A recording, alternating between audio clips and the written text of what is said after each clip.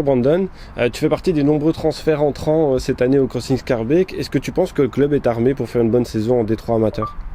Ouais, très honnêtement, je pense qu'au vu des recrues qui ont été faites, je pense qu'on a les qualités pour faire quelque chose de bien cette saison. Et justement, quelles sont les ambitions du club? Quel message passe de la part de la direction du staff cette saison?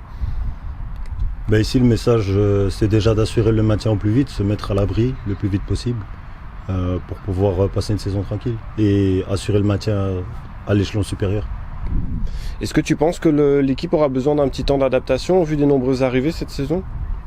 Je pense que comme dans tout groupe, une fois qu'il y a des nouveaux joueurs, il faut toujours le temps que les joueurs apprennent à se connaître, qu'il y ait des affinités qui se créent et qu'il y ait un système de jeu et des automatismes qui se mettent en place. Et d'un point de vue personnel, quelles sont tes ambitions au sein de cette nouvelle équipe? D'un point de vue personnel, c'est apporter mon expérience parce que je viens d'une division, d'un échelon au-dessus.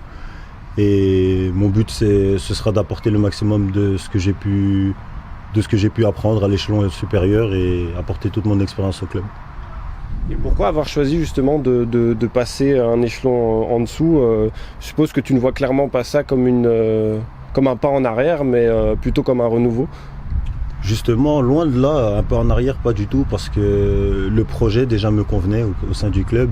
C'est un club qui a une histoire.